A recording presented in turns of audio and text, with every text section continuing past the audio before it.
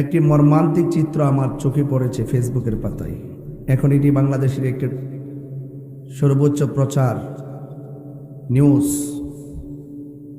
প্রকাশ্য উসমান হাদি নামে একজন ভাইকে গুলি করেছে, গুলিটা কানের গোড়া দিয়ে লেগেছে। সে এখন অত্যন্ত সংকটাপন্ন অবস্থায় হসপিটালে। এই জন্য আমি আবারও বাংলাদেশের মানুষকে একটা মেসেজ দিতে চাই, মান হাফারাহু ফিরা। কিছুক্ষণ আগে, ঘন্টা 2-2.5 আগে বাংলাদেশে ঢাকায় একটি অত্যন্ত দুঃখজনক এবং জঘন্য একটি ঘটনা ঘটেছে। ইনকালাব মঞ্চের নেতা জনাব ওসমান হাদি, তাকে গুলি করা হয়েছে, তার উপরে গুলিবর্ষণ করা হয়েছে। আমরা কিছুদিন আগে দেখেছি চট্টগ্রামে একইভাবে আমাদের আরেক প্রার্থীকে গুলি করা হয়েছিল। বিভিন্ন সংগঠনের সদস্যরা হুমকি দিয়েছে প্রকাশ্যে যে প্রত্যাশিত নির্বাচন আগামী ফেব্রুয়ারি মাসে, সে নির্বাচনকে তারা হতে দেবে না, বাধাগ্রস্ত করবে, প্রকাশ্যে হুমকি দিয়েছে। গতকালকে নির্বাচনের তফসিল ঘোষণা হয়েছে, আর আজকে ঢাকার রাজপথে আমার ভাই ওসমান হাদিকে প্রকাশ্যে দিবালোকে গুলি করা হলো। কথা বলেন ঠিক কিনা? যারা জুলাই নেতৃত্ব দিলেন, জুলাইয়ের সৈনিক ওসমান হাদি ভাইকে কারা মারলো, কারা তাকে গুলি করলো? আজকে যমুনা টেলিভিশনের একটা সিসি ফুটেজ আমরা দেখেছি। মুখপাত্র শরীফ ওসমান হাদি গুলিবিদ্ধ। আপনারা অবাক হবেন, ত্রয়োদশ জাতীয় সংসদ নির্বাচনে ঢাকা 8 থেকে 8 আসনের স্বতন্ত্র প্রার্থী এবং ইনকলাব মঞ্চের মুখপাত্র শরীফ ওসমান হাদি গুলিবিদ্ধ হয়ে এখন ঢাকা মেডিকেলে আছে। নির্বাচনের তফসিল ঘোষণা করার পর নির্বাচনকে বানচাল করার জন্য এমন 2-1টা ঘটনাই যথেষ্ট।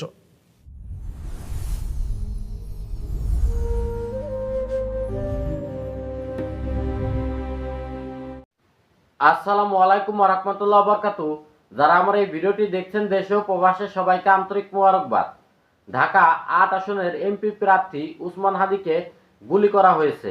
দর্শক শ্রোতা, কারা গুলি করেছে, কেন করেছে, এই বিষয় নিয়ে বাংলাদেশের জনপ্রিয় আলেম তারা মুখ খুলেছেন এবং কি প্রতিবাদ জানিয়েছেন, এবং কি তারেক রহমান বিস্ফোরক মন্তব্য করেছেন এই হাদির গুলি করা নিয়ে। দর্শক শ্রোতা, আজকের ভিডিওটি খুবই গুরুত্বপূর্ণ হতে চলেছে, আপনারা ভিডিওটি সম্পূর্ণ দেখবেন। তবে কথা না বাড়িয়ে চলুন আমরা তাদের বক্তব্যগুলো প্রথমে দেখে আসি। মুখপাত্র শরীফ ওসমান হাদি গুলিবিদ্ধ। আপনারা অবাক হবেন, ত্রয়োদশ জাতীয় সংসদ নির্বাচনে ঢাকা 8 থেকে 8 আসনের স্বতন্ত্র প্রার্থী এবং ইনকলাব মঞ্চের মুখপাত্র শরীফ ওসমান হাদি গুলিবিদ্ধ হয়ে এখন ঢাকা মেডিকেলে আছে। আজকে জুমাবার, শুক্রবারের মতো একটা বারে চিন্তা করেন আমরা কত অনিশ্চিত একটা ভবিষ্যতের দিকে হাঁটছি। বাংলাদেশের জন্য আমি প্রতিদিন দেখছি একটা বিভীষিকাময় সময় কিন্তু আমরা পার করছি। সময়টা কত ভয়াবহ হতে পারে এই জাতির জন্যে। ইস্তিগফাফাম বিদ্দাম, এই হাদিকে গুলি করার অর্থ হচ্ছে কেমন যেন একটা সংঘাত বাড়িয়ে তোলা। তফসিল ঘোষণা করার পরে কে বা কারা এই কাজ করছে, যারা বাংলাদেশের প্রতিনিয়ত বাংলাদেশের সুন্দর পরিবেশকে তারা ধ্বংস করতে চায়। নবীজি সাল্লাল্লাহু আলাইহি সাল্লাম আমাদেরকে বারবার সতর্ক করেছেন, একটা দেশের পরিবেশ নষ্ট করার জন্য এমন 2-1টা ঘটনা যথেষ্ট। নির্বাচনের তফসিল ঘোষণা করার পর নির্বাচনকে বানচাল করার জন্য এমন 2-1টা ঘটনাই যথেষ্ট। এবং আমরা দেখেছি সে খুব উদ্যমী একটা মানুষ। মসজিদের সামনে গিয়েছে, স্পষ্ট মানুষকে তার লিফলেট দিচ্ছে, যে নিচ্ছে না সে কোনো গালিগালাজ করছে না। তার উপরে ময়লা পানি ফেলেছে, সে কিন্তু কিচ্ছু বলে নাই। সে বলছে পানি আরো ফেলো, কোনো অসুবিধা নেই। আপনি চিন্তা করতে পারেন, এই তরুণদের কাছে কিন্তু আমরা ঋণী। তাদের এই ঋণ আপনি শোধ করতে পারবেন না। যে একটা জগদ্দল পাথর আমাদের উপরে ছিল, এটা এই যুবকদের দ্বারাই আল্লাহ তাআলা পরিবর্তন দিয়েছেন। হাদিসের মধ্যে আসছে, বাদা আল ইসলাম গরিবান ওয়াসায়াউদু গরিবান তুবা লিল গুরাবা। ব্যতিক্রমদেরকে দিয়ে আল্লাহ রাব্বুল আলামিন এই জমিনের উপরে ব্যতিক্রমদেরকে দিয়ে আল্লাহ তাআলা ইসলামের কাজ করান। এই যুবকরা ইসলামের পক্ষে যতটুকুন কাজ করেছে আমরা তাদের কাছে ঋণী। অন্তত তারা এই স্লোগানটুকুন তো দিয়েছে, উই ওয়ান্ট জাস্টিস, আমরা এই জমিনে জাস্টিস কায়েম করতে চাই, ন্যায় ইনসাফের একটা বাংলাদেশ দেখতে চাই। এই স্লোগানটা তো এই যুবকরা দিয়েছে। সুতরাং অনতি বিলম্বে এই সময়ও কেন হামলা হয়েছে এটাকে অবশ্যই তদারকির আওতায় এনে সূক্ষ্ম তদন্ত করে এর বিচার বাংলাদেশে নিশ্চিত করতে হবে, যাতে করে হাদির মতো আর একটা ছেলেকেও, যারা স্বপ্নবাজ, স্বপ্ন নিয়ে বাংলাদেশকে নতুন করে সাজাতে চায়, এই ছেলেদের স্বপ্ন ভাঙতে দেওয়া যাবে না। এজন্য হাদি সহ যারাই এখন নির্বাচনের মাঠে কাজ করছে, প্রত্যেক প্রার্থীর নিরাপত্তা নিশ্চিত করতে হবে। এখানে সন্ত্রাসী কর্মকাণ্ড যদি আপনি দেখান, এই জাতির কাছে আপনি সন্ত্রাসী হিসেবে চিহ্নিত হবেন। যত বেশি নিজেদেরকে সন্ত্রাসী প্রমাণ করবেন, তত বেশি আপনি ধরা খেয়ে যাবেন। এখনকার বাংলাদেশ ভিন্ন চিত্রের বাংলাদেশ। নবীজি হাদিসের মধ্যে বলছেন, উকরিমার রজুলু মাখাফাতা শাররিহি। এমন একটা সময় আসবে মানুষ হয়তো আপনার দেখাবে সম্মান করতেছি, কিন্তু আসলে মূল জায়গায় গিয়ে কিন্তু আপনার পিছনে থাকবে না। গতকালকে নির্বাচনের তফসিল ঘোষণা হয়েছে, আর আজকে ঢাকার রাজপথে আমার ভাই ওসমান হাদিকে প্রকাশ্যে দিবালোকে গুলি করা হলো। কথা বলেন ঠিক কিনা? যারা জুলাই নেতৃত্ব দিলেন, জুলাইয়ের সৈনিক ওসমান হাদি ভাইকে কারা মারলো, কারা তাকে গুলি করলো? আজকে যমুনা টেলিভিশনের একটা সিসি ফুটেজ আমরা দেখেছি, সেখানে প্রকাশ্যে দেখা গেল দুইজন বাইকে গড়ে আমাদের এই প্রিয় ভাই জুলাই যোদ্ধা ওসমান হাদিকে প্রকাশ্যে গুলি করেছে। আজকে তাকে যখন হাসপাতালে নেওয়া হয়েছে, তিনি এখনো অজ্ঞান। তার এই কানের নিচ দিয়ে তাকে গুলি করা হয়েছে। লাইফ সাপোর্টে আছেন, এখনো গুলি বের করা সম্ভব হয়নি। আমরা আল্লাহর কাছে দোয়া করি, আল্লাহ আমাদের প্রিয় ভাই ওসমান হাদিকে আপনি পরিপূর্ণ সুস্থতা দান করুন। জোরে বলুন আমিন। আল্লাহ আমাদের ভাইয়ের জানটা আপনি ফিরাইয়া দেন। আল্লাহ তার কুদরতি রহমত আর বরকতি আমার ভাইকে আল্লাহ সুস্থ করে দিন। জোরে বলুন আমিন। তার মানে বোঝা যায় এখনো আমাদের সমাজ, যারা এই দেশে ভালো মানুষ সহ্য করতে পারে না, এই ওসমান হাদি ভাই এমন একজন মানুষ, সব সময় দুর্নীতির বিরুদ্ধে, ভারতের বিরুদ্ধে প্রতিবাদী একটি কণ্ঠ। কথা বলেন ঠিক কিনা? ইনকিলাব জিন্দাবাদ বলেন। এবং এই ওসমান হাদি ভাই বলেন যে মৃত্যুর ফয়সালা জমিনে ঠিক করা হয় না, মৃত্যুর ফয়সালা ঠিক করা হয় আসমান থেকে। তিনি বলেছেন, আমি একজন জুলাই যোদ্ধা, যে কোনো মুহূর্তে আমাকে হত্যা করা হয়, তবে আমার মৃত্যুটা যদি ঘরে হয় তাহলে এটা মৃত্যু না, আমার মৃত্যুটা যেন রাজপথে হয়। আমার ভাইকে যারা আজকে তার নির্বাচনী প্রচারে যারা তাকে লক্ষ্য করে বাইক থেকে গুলি মেরেছেন, প্রশাসনকে বলবো অতি দ্রুত অপরাধীদেরকে শনাক্ত করে দৃষ্টান্তমূলক শাস্তি দিতে হবে। কথা বলে ঠিক কিনা?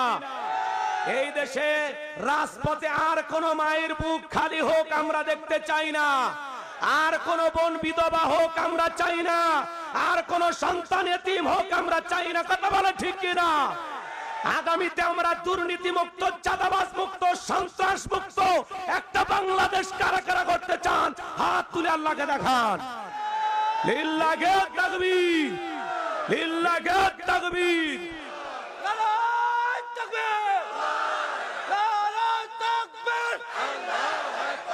আমরা প্রশাসনকে বলতে চাই, ওসমান হাদিকে কারা মারলো, কি জন্য মারলো, কেন তাকে টার্গেট করা হলো, এর পিছনে কারা ষড়যন্ত্র করেছেন, কারা এর পেছনে এই ভাড়াটিয়া খুনিদেরকে ভাড়া করেছেন, আমরা জাতির সামনে তাদের মুখোশ উন্মোচন করে দেখতে চাই। কথা বলেন ঠিক না?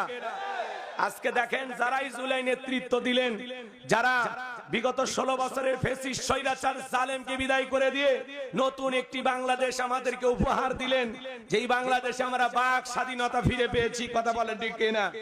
কোরআনের মাহফিলে কথা বলতে গেলে আমাদেরকে বলা হতো, হুজুর এইটা বলা যাবে না, ওইটা বলা যাবে না, এইটা বলবেন, ওইটা বলবেন, যা হবে জমিনের নিচে, উপরে যা হচ্ছে কিচ্ছু বলা যাবে না।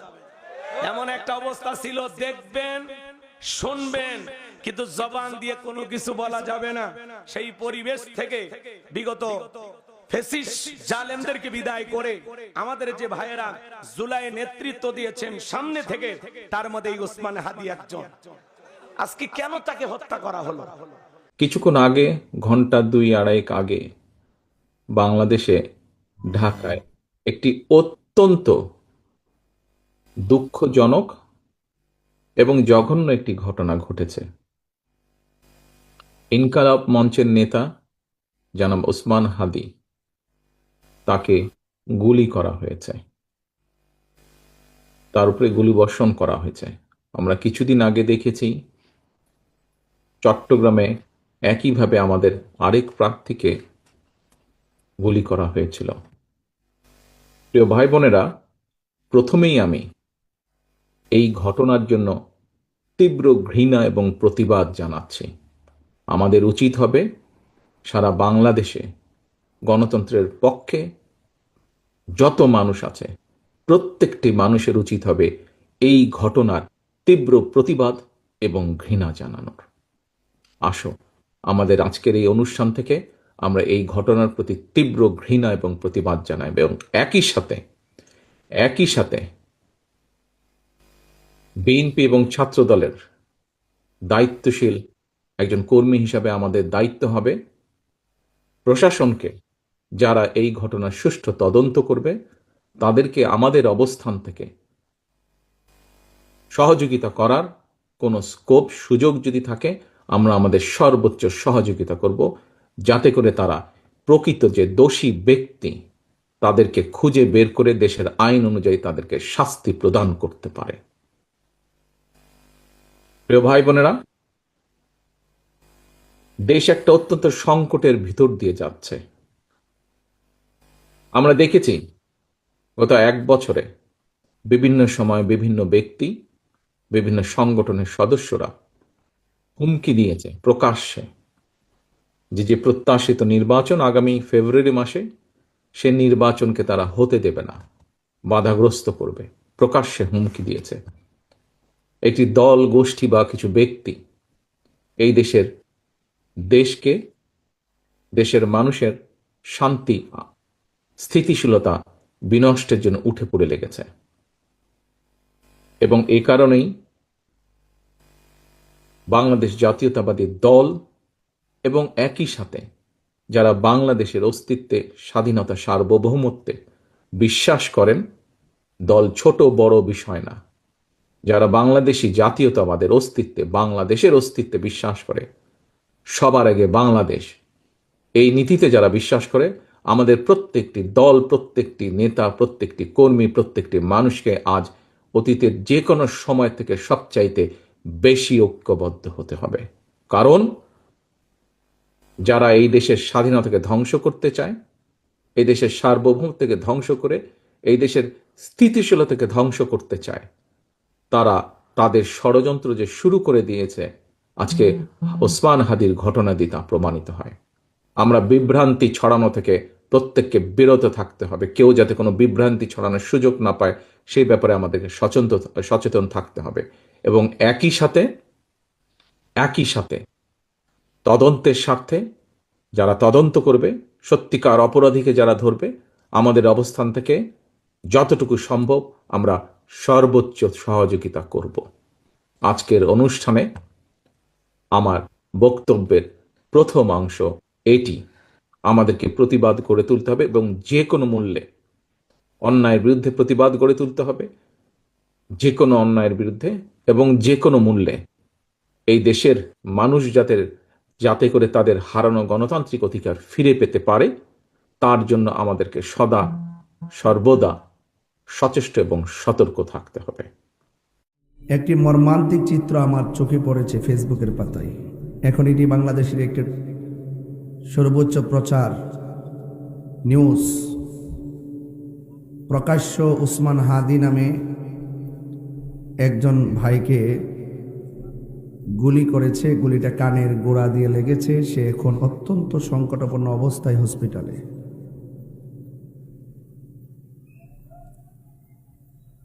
এভাবে যদি জনজীবন নিরাপত্তাহীনতায় ভুগে, আর এভাবে যদি প্রকাশ্য যে কোনো রাজনৈতিক শত্রুতা হোক কিংবা মতাদর্শের ভিন্নতা হোক, যে কোনো ভিন্নতা হলেই কি একটা মানুষকে গুলি করা যায়? বিগত কিছুদিন আগে দেখেছেন মসজিদের ইমাম সাহেব আল্লামা রইসউদ্দিনকে প্রকাশ্যে মেরে মেরে হত্যা করেছে। এগুলোকে মেনে নেওয়া যায়? প্রশাসনকে, আইন শৃঙ্খলা বাহিনীকে আমি বিনীত অনুরোধ করব,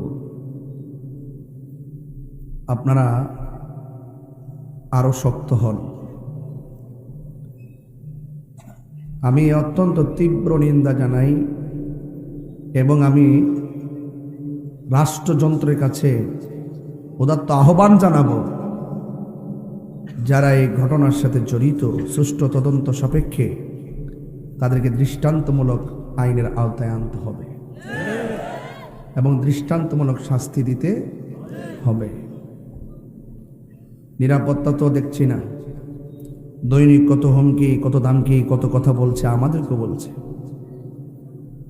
এই জন্য আমি আবারও বাংলাদেশের মানুষকে একটা মেসেজ দিতে চাই, মান হাফারা হুফিরা। কাউকে গর্তে ফেলে মারার পরিকল্পনা করলে একদিন কিন্তু আল্লাহ আপনাকে সেই গর্তে ফেলে দিবে।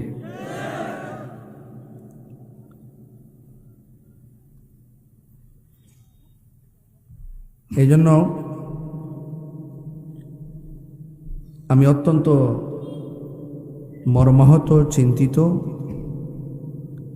এইভাবে কোনো রাষ্ট্র চলতে পারে?